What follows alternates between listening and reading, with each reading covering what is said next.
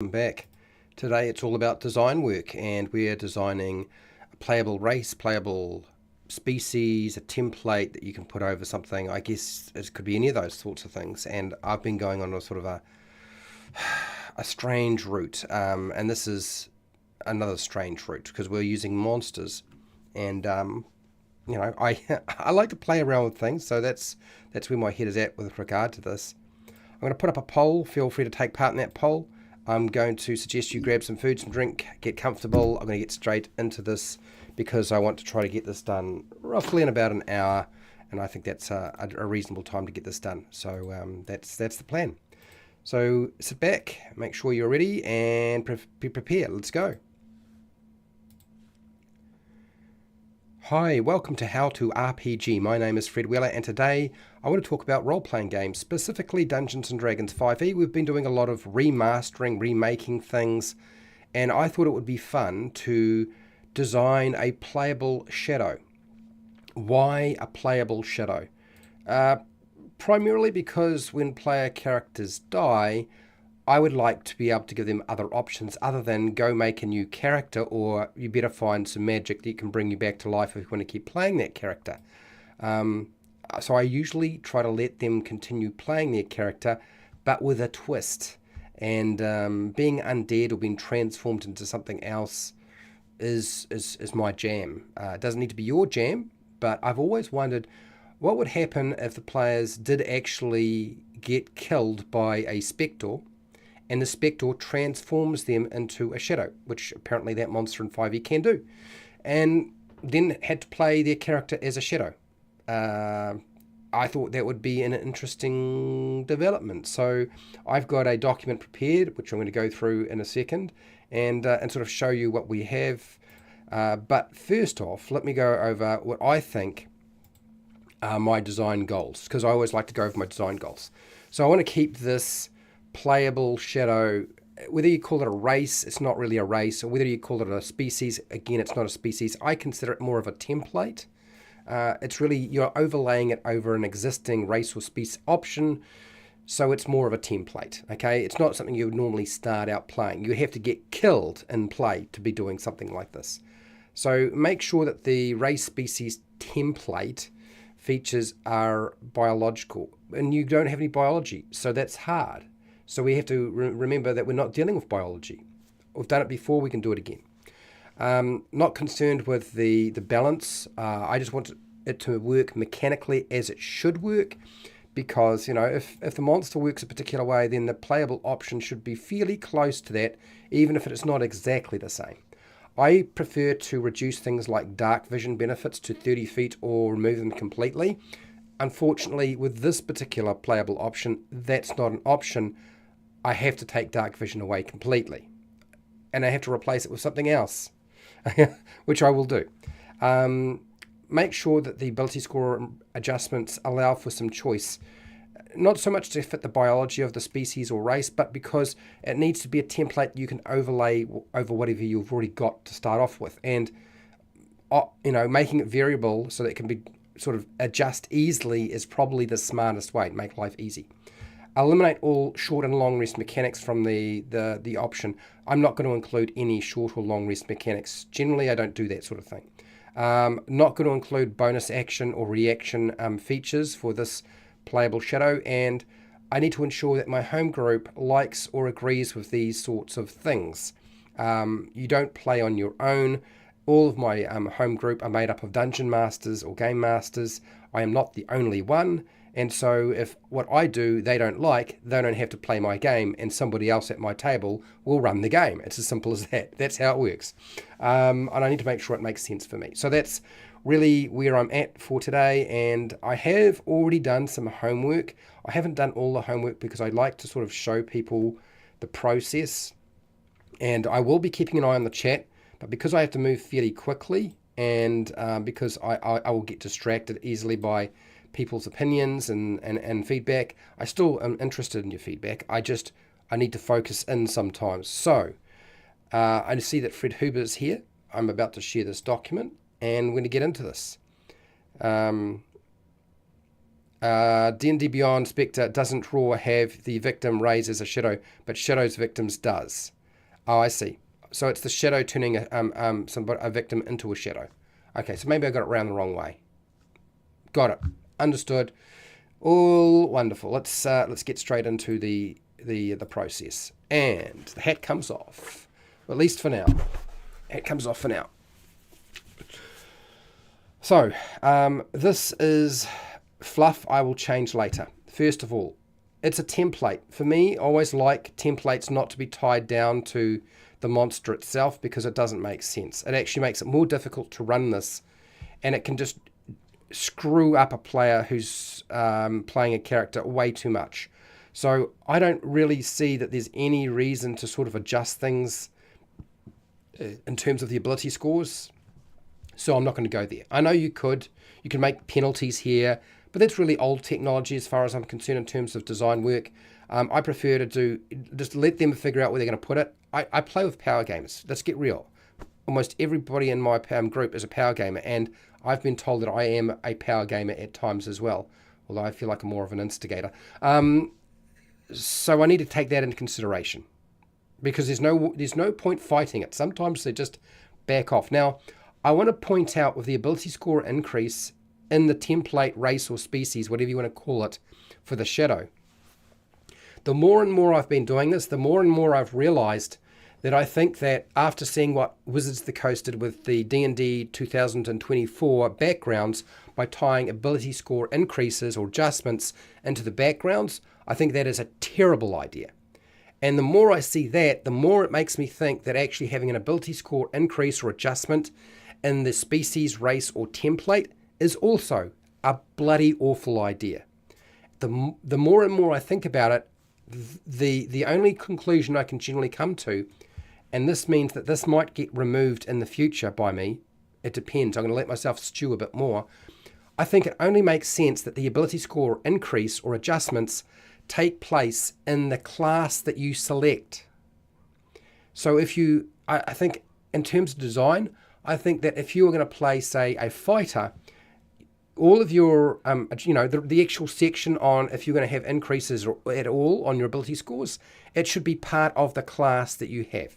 So you go in and you have to change 2 by 1, one ability score by 2 points and another ability score, a different one by 1 point, or you increase 3 different ability scores by 1 point. Okay, but I would tie it to a class. It actually seems to, in my head, it means the power gamer in my groups and my brain, it actually makes much more sense to stick it there.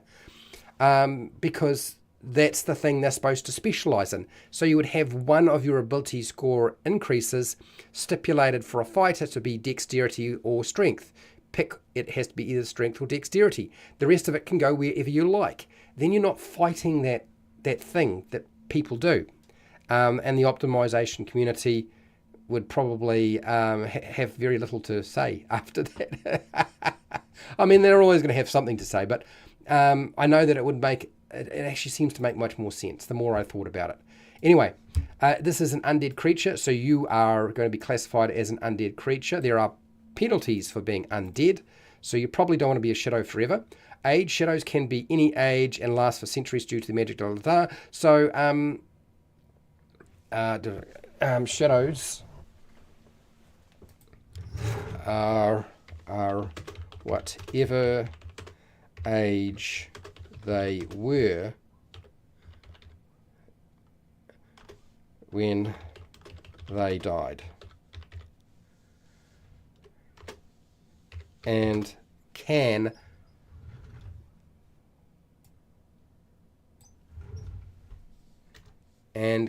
last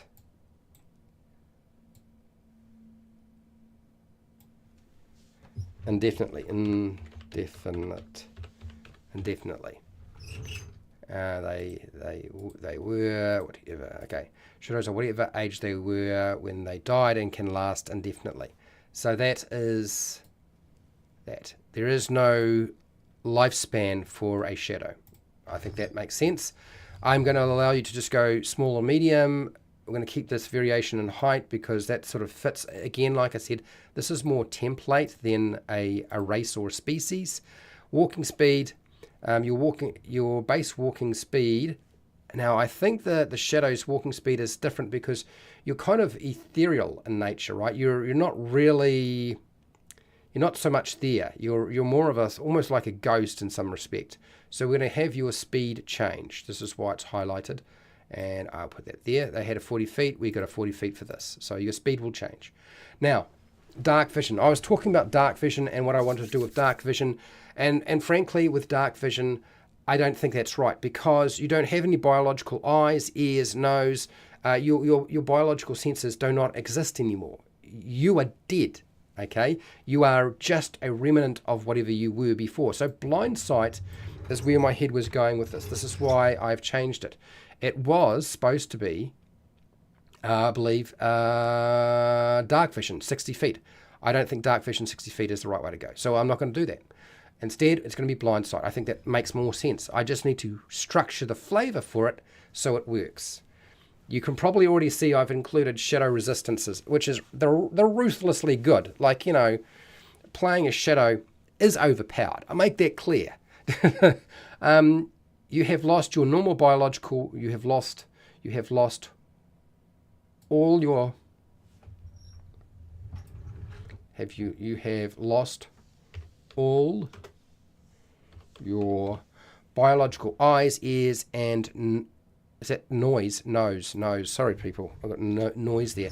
Nose when you died, and became became a shadow.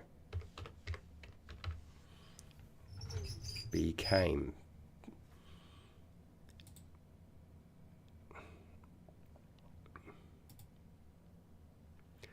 Okay. But you still have magical senses. Yes, you can detect creatures and perceive your surroundings within 60 feet of you. So the 60 feet we're going to keep. You can't discern color or bright light and only see in black and white. And I think that's fine. I think that's essentially what I wanted to do with this. Your vision is going to be different. Okay. So I've used this mechanic before, it's just been structured a little bit differently. So we're going to do something similar. Next, moving down. Now we've got to start dealing with the fact that this thing is probably going to be resistant to stuff. I don't like giving resistance to anything, but it's a shadow. If you're playing a shadow, it makes sense that you have resistances. Again, as I said, this is going to mean that this is an overpowered playable option.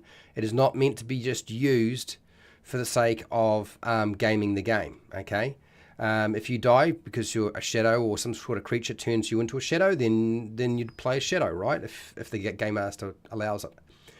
I've always wanted to see what would happen myself. But then again, I always like to drop things in front of my players that look really OP and really good and have huge benefits, and then use it against them later on as I give them numerous options to rectify the problem and just watch. And a few of my players have realized that this happens, but I still yeah. It's the itch that I have to scratch, and my group will tolerate it. So good for me. You are resistant to damage caused by acid, cold, fire, lightning, thunder. And then it's got bludgeoning, piercing, and slashing damage from non-magical attacks. So we've got that. We're going to leave that there. I'm just transferring it over, really. I don't think that's any different. We're going to be vulnerable to radiant damage, as we should be. So, yeah. That's not good. Shadow's immunities. We need to deal with that. You are immune to poison and necrotic damage, because that's what the thing is in the stat block. So that's what we're going to keep. I think that makes sense. I don't know if I need to add anything more. If anybody can think of anything that I'm missing, please let me know. But I think right now that's all right. And then additionally, you are immune to the exhaustion, frightened, grappled, paralyzed, petrified, poisoned, prone, and restrained condition. So none of these would really apply to you. So this is rather a lot, but keeping going down. Okay, next. Amorphous. Amorphous is one of the traits of the shadow. So we're going to include the amorphous as well. And go here. you can move through a space as narrow as 1 inch wide without squeezing. So, sweet as. Now I'm going to do the rest of this. There's a few things here that we still need to work through, and so I'm going to be really just making some quick adjustments. But let's go and have a look at chat, see what people have to say. I'm kind of curious as to what Fred Huber's been saying, or whatever else is being mentioned. Hello, Murray Shack. How are you? Murray Shack is a patron. So is Fred Huber. Hello, Calrell. How are you? Okay, so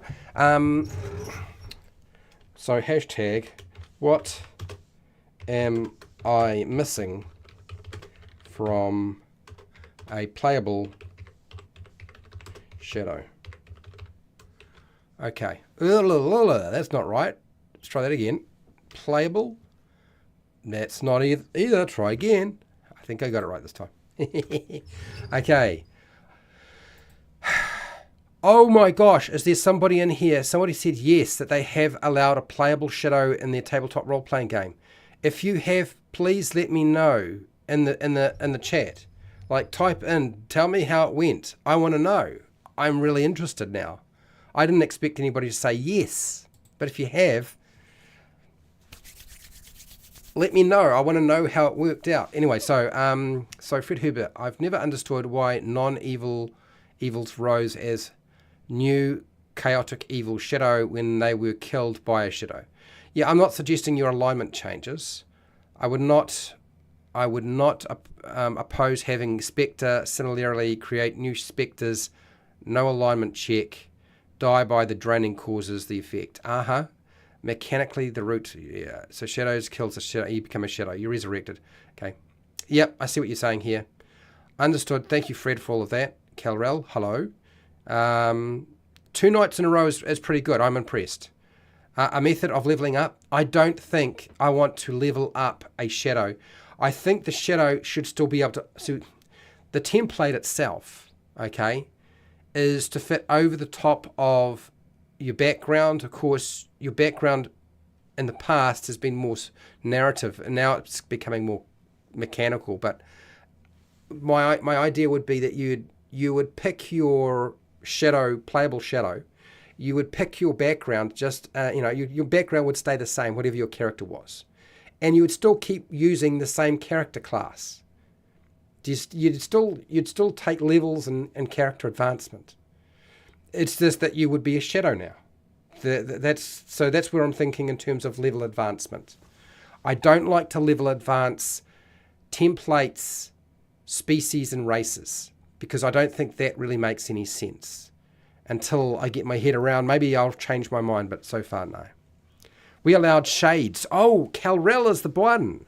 Ability to manipulate other shadows, pass nearly invisible under the cover of night. Interesting. Okay, let's...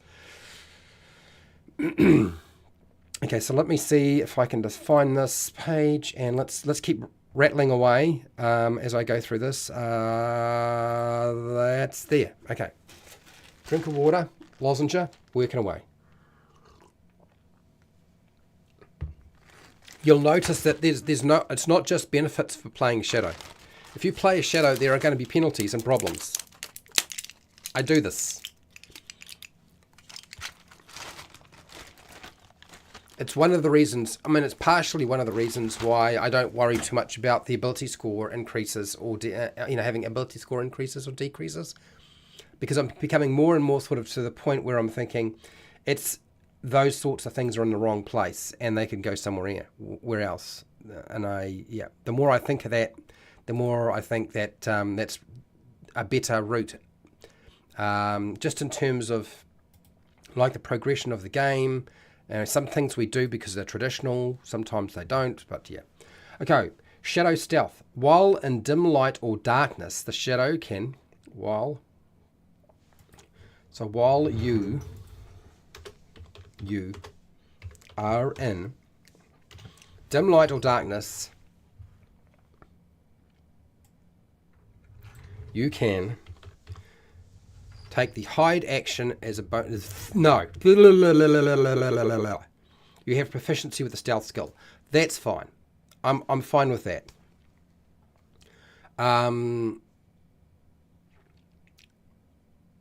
I'm just trying to think what I want to do with the hide action. I know what I want to do. I know some people will be confused as to, you can take the hide action as part of your movement. And there you go, bonus action. Bye-bye. So, for those of you who are thinking, but you're making it more powerful, now they still have their bonus action. I don't use bonus actions. If I write out all the bonus actions from spells and races, species, and templates, and all the classes, bonus actions don't exist. The only thing left to get rid of is two-weapon fighting, which I also think is garbage, because it makes no sense. I know how difficult that is to do. Not everybody should be able to do it. Anyway, okay. Sunlight weakness. While in sunlight, you have disadvantage on attack rolls. Ooh. You have disadvantage on attack rolls, ability checks, and saving throws. Well, that pretty much covers everything. Not a great thing. Don't want to be in the sunlight. I did say there will be some penalties. It's not all roses and wonderful things. You're playing a shadow. Let's get real. Now, strength drain. We're going to include strength drain. I just need to structure it in such a way that it will work. It was a bit of a rewrite required here, so we're going to highlight this, come back to it, and work on the other things because I know that'll be a bit quicker. Okay, undead nature. As a shadow, you don't require, and I'm pretty sure this is correct, shadows don't require this stuff, do they? No. Pardon me. Sorry, I have a lot of gas. As a shadow, you don't require air, food, drink, or sleep. You can't be healed by magic like healing word or cure wounds.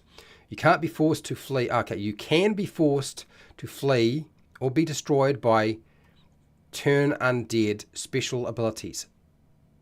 Dun dun dun.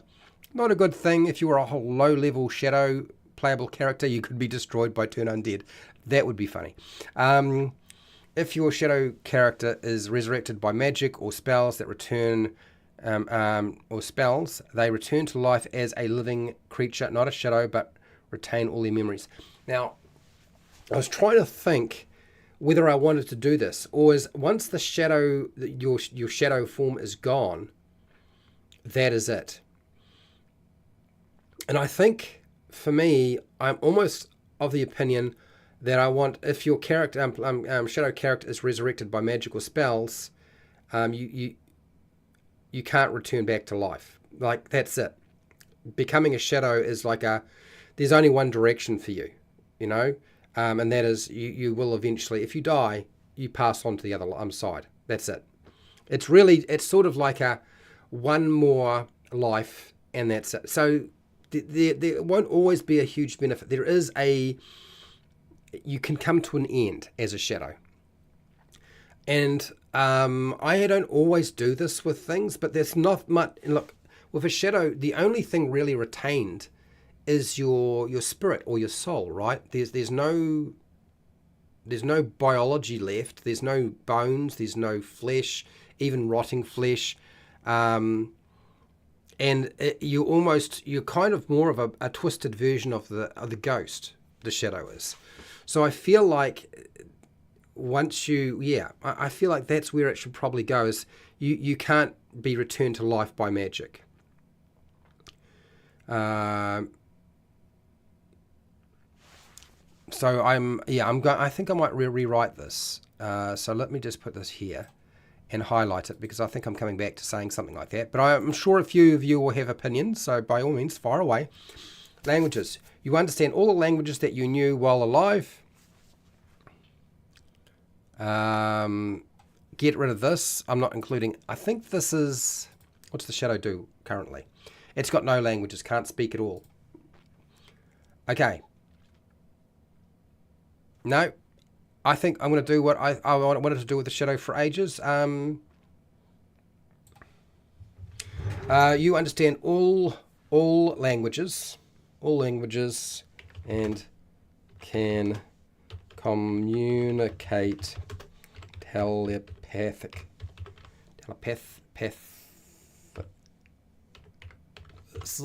like that. Okay, is that right? You understand all languages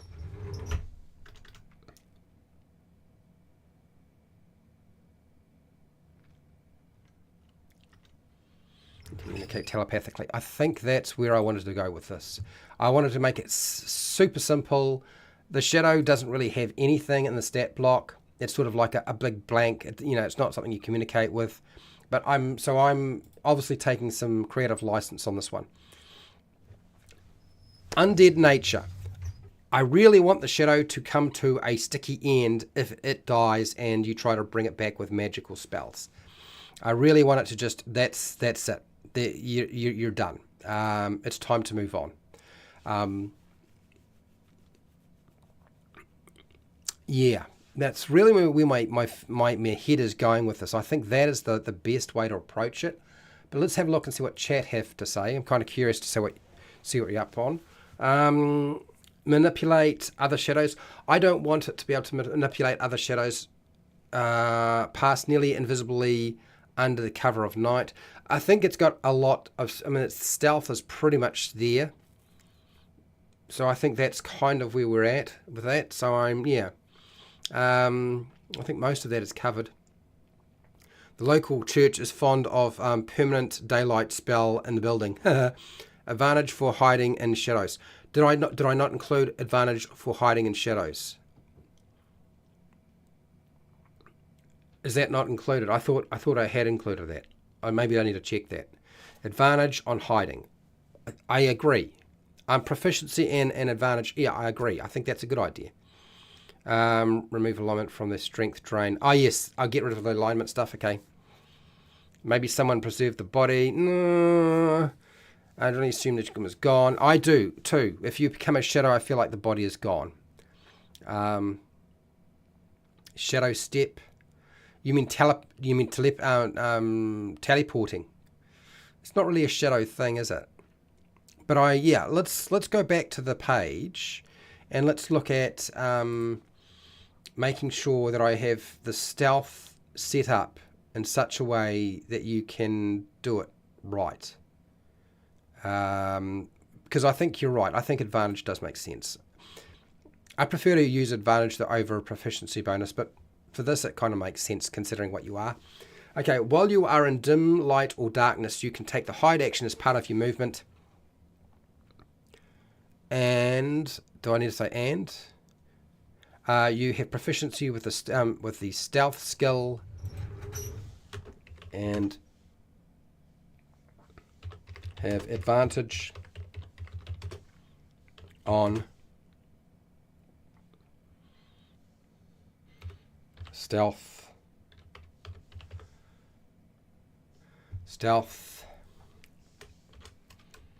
dexterity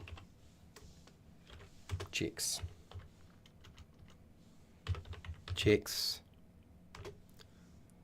while in dim light or darkness. Would that really matter? Would a shadow show up? Yeah, a shadow probably would show up pretty well. Yeah. Checks. That's will, not while, Fred. Try again. While in dim light or darkness. Okay, Fred Huber, I think I got that sorted out. You said something about alignment here with the strength drain thing, and I want the character to be dead. I think that's the way to go. Is if you die as a shadow, it's start again. If your shadow character is resurrected by magic or spells, they can't return to life as a living creature and pass on to the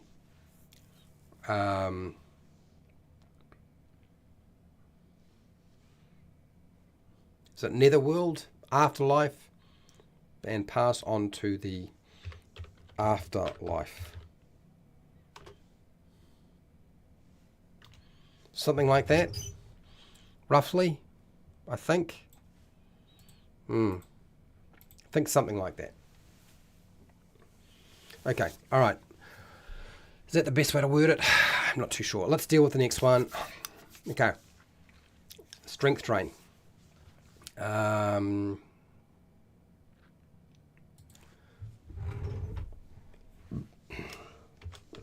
You can make a unarmed strike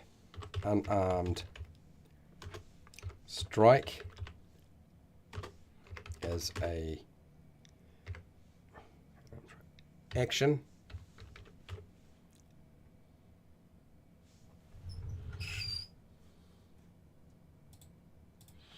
You can make an unarmed strike as an action using either dexterity or strength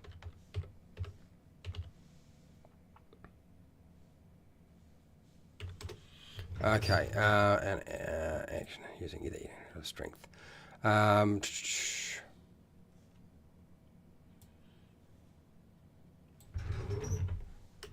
When a creature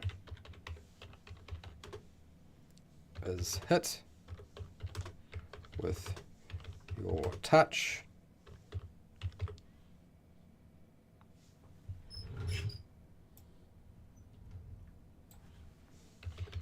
they take 2d6 plus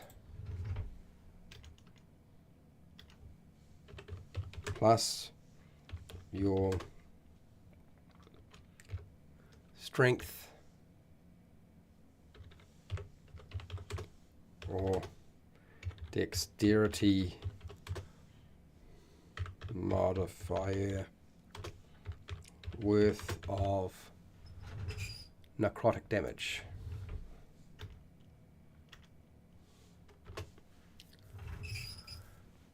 And the targeted creature and the targeted creature's strength score is reduced by 1d4. Okay. And the creatures, okay, yep. The target dies if this reduces its strength to 0. Otherwise, the reduction lasts until the target finishes a short or long rest. So, otherwise, no. The target dies, yes. Otherwise, reduction lasts until it finishes a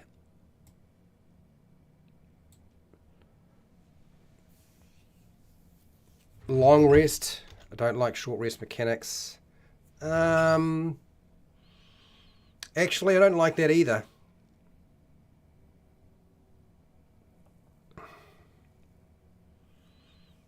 Do I want them to be able to just recover? If a non-evil humanoid dies from the attack, a new shadow rises from... Okay. Yeah, let's get rid of this thing. If a non-evil humanoid dies from the attack. Yeah, skip this. I think that's what Fred Huber was mentioning before.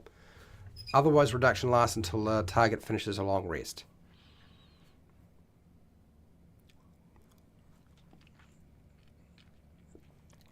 Now I've got to think a little bit about that one.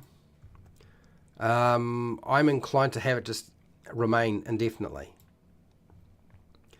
But then again, we're now in the age, the modern age of D&D 5e.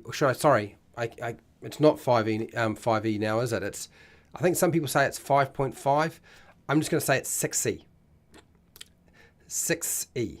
That's the 2024 is 6e. But we're dealing with 5.5 or 5e or 6, whatever the heck it is. This is the only bit that kind of worries me a little bit. I'm not too sure that I want this, but my instinct tells me no. I want the reduction to just stay.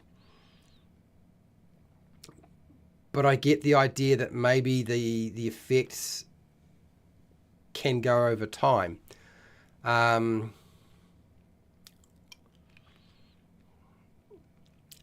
I prefer a long rest over a short rest because You know how I feel about the short rest mechanics, but yeah. Okay, let's have a look and see what chat have to say. I'm sure you'll have something to say about that strength drain. Maybe you'll push me over the top. Let's see what you have. So I've got advantage on hiding in shadow, well, dim light and darkness. Yeah, I want to just assume the corpse is gone. We said that. Shadow step. I don't want to really give it too many other things. It can whisper to other creatures via shadow as long as the shadows are connected. Do you know, I think I just need to put a distance on that telepathy, because now the whispering thing, they can talk in other people's minds with telepathy, and that will just mess with people a lot. So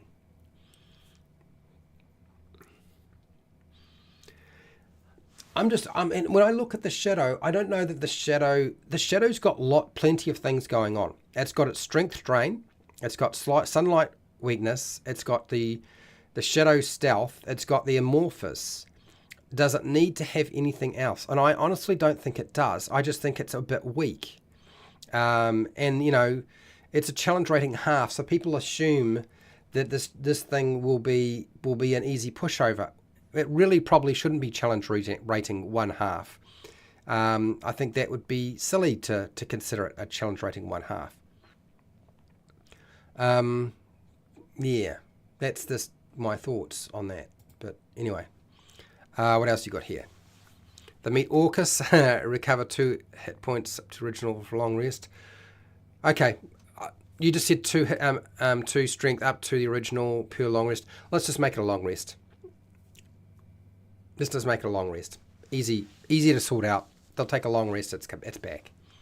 Okay, but Murray, your suggestion that what you have highlighted to me is I definitely need to make sure that there's a range on that telepathy. I hadn't thought about that, and I probably should have. So let's make sure I've done that.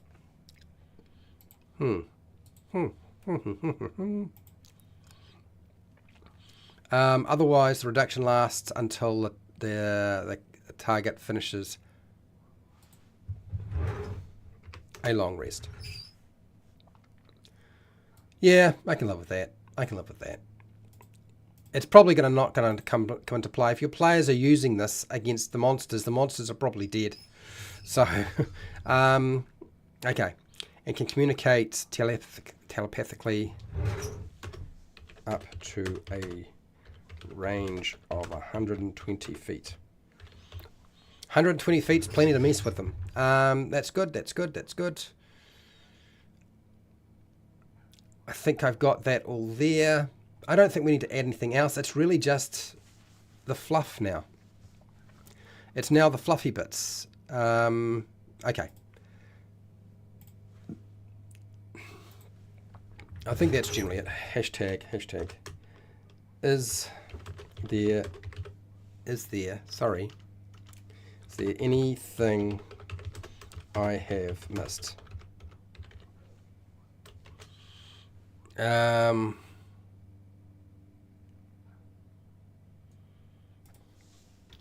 My thought is the telepathy works as long as the shadow is touching the recipient's shadow.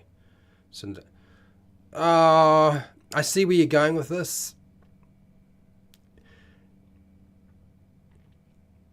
It's too complicated. It's just going to be too hard for somebody to adjudicate. I know, like, there's going to be arguments about, you know, am I actually touching the shadow of the person I want to communicate with, or, yeah, just give it 120 feet and be done with it. I get your point, Murray, but I know what you're trying to go with. But yeah, mechanically, it would just be a pain, I think. Anyway, so let's put that in there and let's do some creative writing or creative adjustment. I think that's what we call it. Anyway, so moving along. Unhighlight. Okay. When a player character is transformed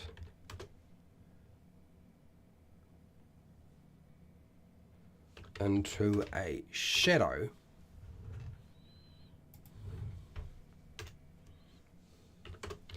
they become a restless spirit.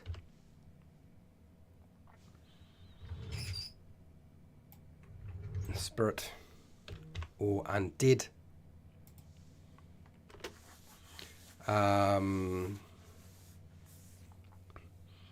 Undead, what's the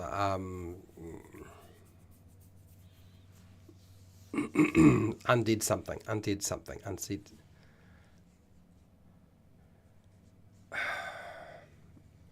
I can't think of the thing. They become a restless spirit or undead. Okay, I think that's it. Undead. Dead. Who is drawn to dark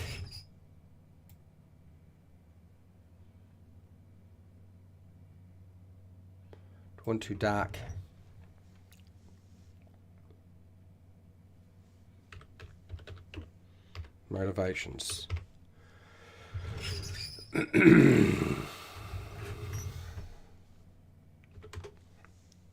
But are not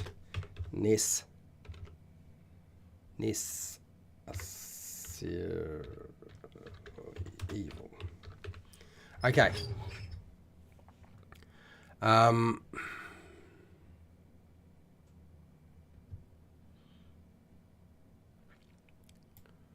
Okay. To survive.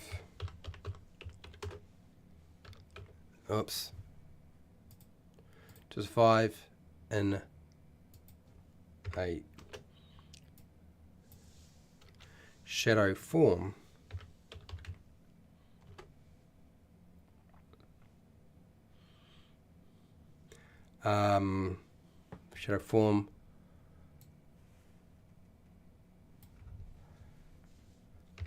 a living creature's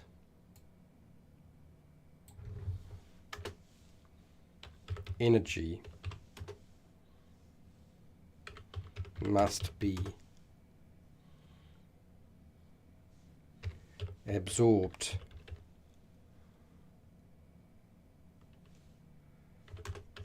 otherwise the shadow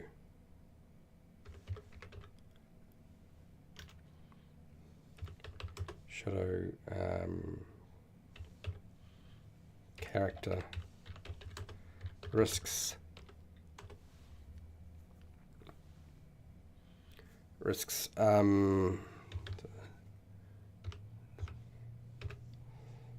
moving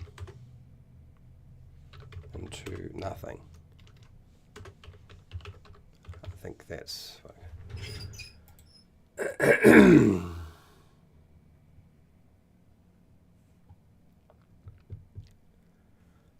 they consume any living creature, but they are especially drawn to creatures untainted by evil. Okay.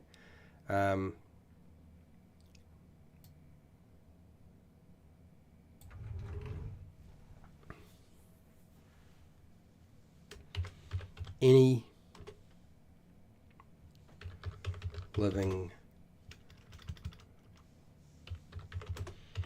creature's energy can be consumed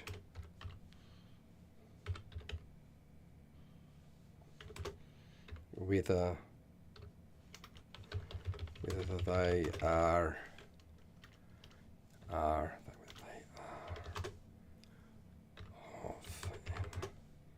evil or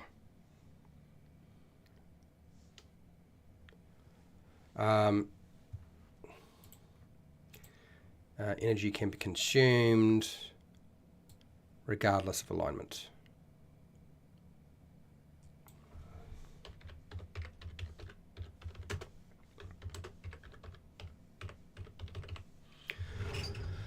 Okay. Okay, a creature that lives a life of goodness and pity can silence its basis, impulses, shocks, and temptations.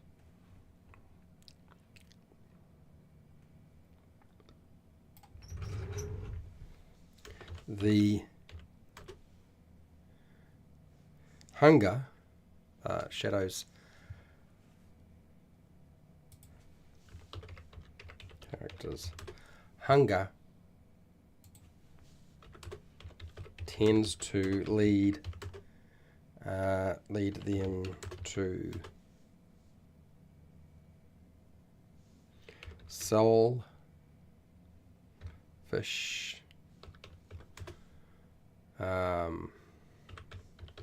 motives and acts of evil by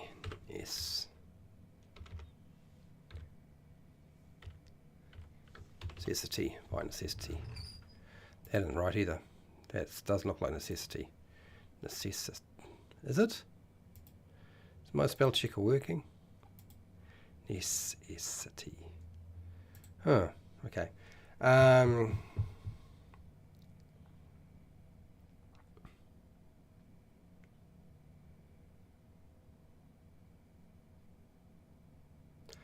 So what are we doing here?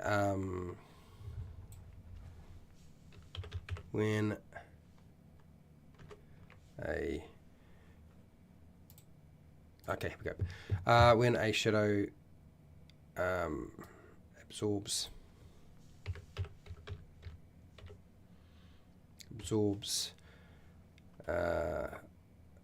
its victim's strength,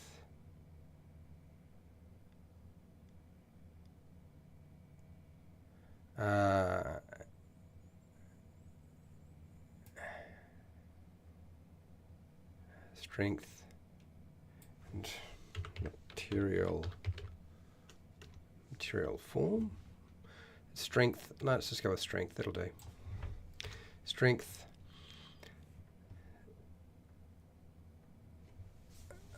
Okay, so here we go. So when a shadow absorbs its victim's strength, the shadow darkens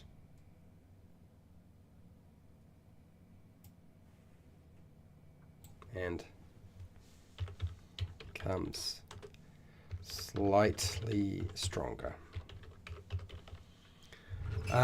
In death, the creature's shadow breaks free, becoming a new under shadow. Okay.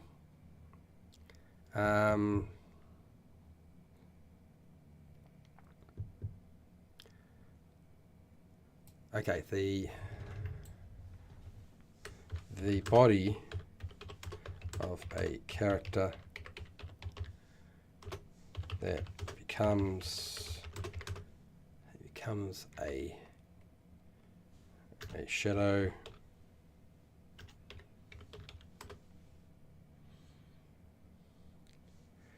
disintegrates into fine dust.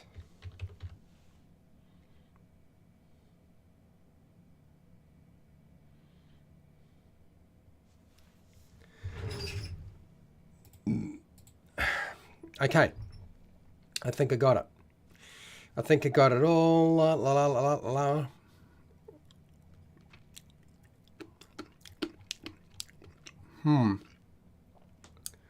Yeah, I think that's the gist of it. I think that's where we needed to be. I'm pretty happy with that lineup. I think that's where it needed to be in the first place. Taken me a little while to get there, but yeah, not too bad. I'm pretty happy with that. So we'll go over everything in a second. Now let's just check the chat and see what you guys have got to say. And yeah, maybe that's it. Maybe that's it. Yeah, good point, Laugh Out Loud. Gotta consider the players. Yeah, you do. And I know what my players are like. And it is always nice to design things that eliminate the arguments between game master and player. It's always nice if you can do something like that. It just amazes me that somebody has played like a shade-like character in a game, which is awesome. I think that's wonderful. I'm very keen to try it out. Pull the alignment preference out of the shadow traits. I've pretty much, yeah, I've taken it out of the traits. It's just there in the fluff for humanoid, but fewer flies to keep it around. Yeah, humanoid preference for humanoid. I don't think it matters. Hello, Samuel Tier. How are you? Hi, Samuel. I played a shadow in a solo one-shot. Oh, did you? This is what I wanted to know. So Samuel is the person. Played a shadow. I just pulled the monster stat block into the player race and used the warrior sidekick rules for the class. Ah, interesting. I've done something very similar with other things before, like ghosts and werewolves and so forth. Oh, by the way, I will be doing a playable werewolf or lycanthrope in the future. Probably will be the werewolf. And probably a playable vampire as well. And I can assure you, the benefits of being a werewolf and a vampire are immense. But the drawbacks for a game master are wonderful. Because it's guaranteed to go badly at some point. And I'm all for that. I like complications. And my players like complications. The stories that I have in my group regarding somebody who became a werewolf and wound up almost TPKing the entire party with their werewolf was hilarious. But anyway, let's go over this and see if we're done. I think we are done. So let me go through everything, read it out, do my thing. I think I'm ready. I'll try to be swift. Okay. So here is the playable shadow. And I don't really consider this as something you would start off at level 1. I expect you to die, your character to die, as a result of something that would turn you into a shadow. And it's not just freely available. I think that this is something that a game master should be signing off on, because it's a big deal. It's completely overpowered, but it fits in with becoming the shadow monster, basically. So when a player character is transformed into a shadow, they become a restless spirit or undead who is drawn to dark motivations, but not necessarily evil. To survive in a shadow form, a living creature's energy must be absorbed, otherwise the shadow character risks dissolving into nothing. Any living creature's energy can be consumed regardless of alignment.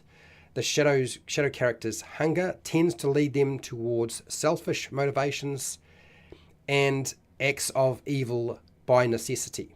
When a shadow absorbs its victim's health, or should I say strength, the shadow darkens and becomes slightly stronger. The body of a character that becomes a shadow disintegrates into fine dust. So the ability score increase, I've still included here for now. So when determining your character's ability scores, increase one score by 2 points and increase a different ability score by 1 point. Otherwise, you increase 3 different ability scores by 1 point. This means it's like a template rather than a species or a race. You lay it over whatever you had before, should be easy. Your creature type is undead. Your age is whatever you were before you died, and you can last indefinitely. There's no age limit on a shadow. They just keep going. The size of your shadow widely varies, so 2 feet to 7 feet tall. Pick small or medium as your size. Your base speed will be 40 feet. Doesn't matter what size you are. Instead of dark vision like the monster stat block, instead I've given them blind sight, so that that's up to 60 feet. Okay. The shadow resistances I've included from the monster, so you're going to be resistant to damage from acid, cold, fire, lightning, and thunder, and then bludgeoning, piercing, and slashing damage from non-magical attacks. Okay, you are vulnerable to radiant damage, so that's a bad thing for you. The shadow immunities is you are immune to poison and necrotic damage. Additionally, you are immune to exhaustion, frightened, grappled, paralyzed, petrified, poisoned, prone, and the restrained condition. Amorphous, you can move through a space as narrow as 1 inch wide without squeezing.